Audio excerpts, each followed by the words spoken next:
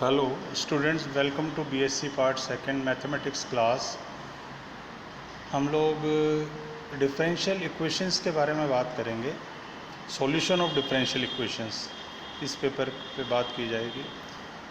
और इसमें एक मैंने टॉपिक सेलेक्ट करा है जो बड़ा इम्पॉर्टेंट टॉपिक है, इस सेंस में कि जनरली हम जब डिफरेंशियल इक्वेशन का सॉल्यूशन फाइंड आउट करते हैं तो एक सॉल्यूशन जिसकी बात अक्सर आती है, डेट इज़ सिंगुलर सॉल्यूशंस।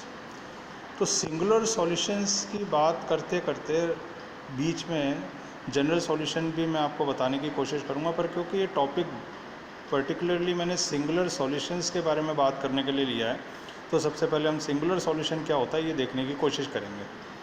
तो इसके लिए हम एक डिफरेंशियल इक्वेशन कंसीडर करते हैं। फर्स्ट ऑर्डर की इक्वेशन है y is equal to p x plus one by p, ठीक है, जिसमें p जो है वो है dy बाई डी एक्स। इसको इक्वेशन नंबर 1 हमने नाम दिया। तो करते क्या है कि डिफरेंशियल इक्वेशन 1 को x के रिस्पेक्ट में डिफरेंशिएट करते हैं, तो मिलता है d p by d x bracket x minus one upon p square is equal to zero. तो either the first part is equal to zero और the second part is equal to zero. तो हम सबसे पहले d p by d x जो first part है इसको zero रखते हैं, ठीक है। जब सॉल्व करते हैं d p by d x is equal to zero को, तो हमको मिलता है p is equal to c. अब ये जो p is equal to c हमें प्राप्त हुआ है फर्स्ट पार्ट को सॉल्व करने से, इसको हम जो given differential equation of first order है that is y is equal to p x plus one by p, इसमें सब्सिट्यूट करते हैं, तो हमको मिलता है y is equal to c x plus one by c. ठीक, इसको यहीं छोड़ते हैं, अभी आगे बढ़ते हैं। सेकंड पार्ट यूज़ करते हैं x minus one upon p square is equal to zero. इसको जब सिंप्लीफाई करते हैं तो हमको मिलता है p square is equal to one by x. ये इक्वेशन, इसको हम नाम देते हैं इक्वेशन नंबर 3। अब जैसे ऊपर करा था p is equal to c substitute करा था ना हमने इक्वेशन नंबर 1 में, वैसे ही यहाँ पर भी करेंगे। P square is equal to one by x को यूज़ करेंगे इक्वेशन नंबर 1 में। इसके लिए क्या करते हैं कि एलिमिनेट करते हैं p को यूजिंग 1 एंड 3। तो साहब मिलता है p y is equal to p square x plus 1। जब हम 1 को सिंप्लीफाई करते हैं इस फॉर्म में तो हमको मिलता है p y is equal to p square x plus 1। Square करा दोनों साइड्स को, नीचे वाला एक्सप्रेशन मिला।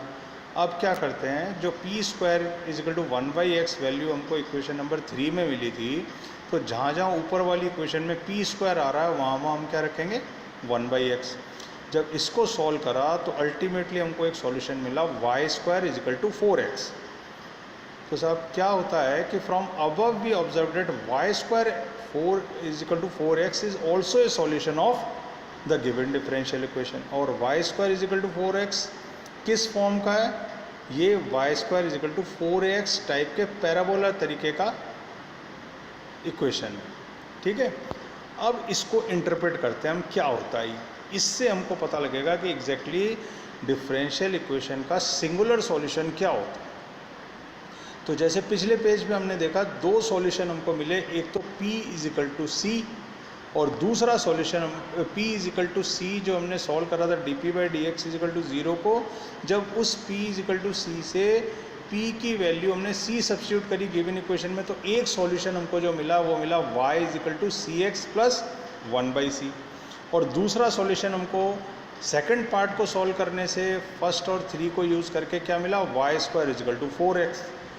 अब क्या ऑब्जर्वेशन है, ऑब्जर्वेशन ये है कि अब मैं यहाँ आपको जनरल सॉल्यूशन के बारे में बताता चलूँ। क्या होता है कि जब हम किसी डिफरेंशियल इक्वेशन को सॉल्व करते हैं तो उसमें नंबर ऑफ़ आर्बिट्री कॉन्स्टेंट्स आते हैं। जितने ऑर्डर की डिफरेंशियल इक्वेशन होती है उतना ही नंबर होता है किसका, आर्बिट्री कॉन्स्टेंट्स का। तो जब ये इक्वेशन हमारे पास फर्स्ट ऑर्डर की डिफरेंशियल इक्वेशन थी तो हमको एक आर्बिट्री कांस्टेंट लगाना पड़ा था, that is y is equal to c x plus one by c में जो हमने आर्बिट्री कांस्टेंट यूज़ करा डेट इज़ c। यानी कि एक ऑर्डर की डिफरेंशियल इक्वेशन थी तो एक आर्बिट्री कांस्टेंट आया। और दूसरा जो सॉल्यूशन मिला हमको वो क्या मिला, y square is equal to 4x। वो भी सॉल्यूशन है किसका, 1 नंबर की डिफरेंशियल इक्वेशन का। तो ऑब्जर्वेशन ये है इसमें कि y square is equal to 4x जो सॉल्यूशन है वो जो जनरल सॉल्यूशन है given by y is equal to c x plus 1/c उसमें इंक्लूडेड नहीं है।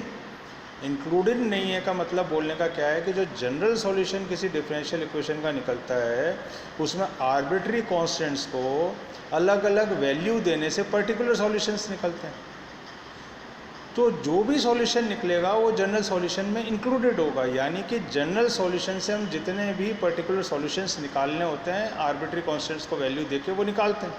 पर y square is equal to 4x एक सॉल्यूशन होने के बावजूद भी y square is equal to 4x को general solution y is equal to c x plus 1/c में c को पर्टिकुलर वैल्यू देने से प्राप्त नहीं हो सकता।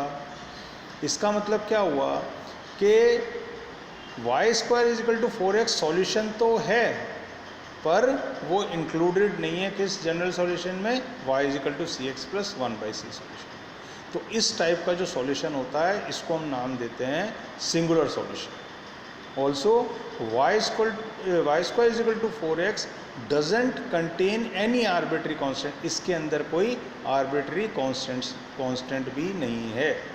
तो नटशेल में अगर हम कहना चाहें तो क्या कहेंगे कि सिंगुलर सॉल्यूशन वो सॉल्यूशन होता है जो डिफरेंशियल इक्वेशन का सॉल्यूशन तो होता है पर उसको हम जनरल सॉल्यूशन में आर्बिट्री कांस्टेंट्स को कोई वैल्यू दे करके उस सॉल्यूशन को प्राप्त नहीं कर सकते, वो कहलाता है सिंगुलर सॉल्यूशन। ठीक है, अब इसके बाद नेक्स्ट टर्न पे हम एक एग्जांपल ले करके इसको चेक करेंगे कि किस तरीके से सिंगुलर सॉल्यूशन जो हम निकालते हैं वो एनवलप में भी इंक्लूड होता है। किस तरीके से एक एग्जांपल लेकर के हम इसको सॉल्व करके देखेंगे कि अल्टीमेटली हमें क्या चीज़ मिल रही है। ठीक, थैंक्स।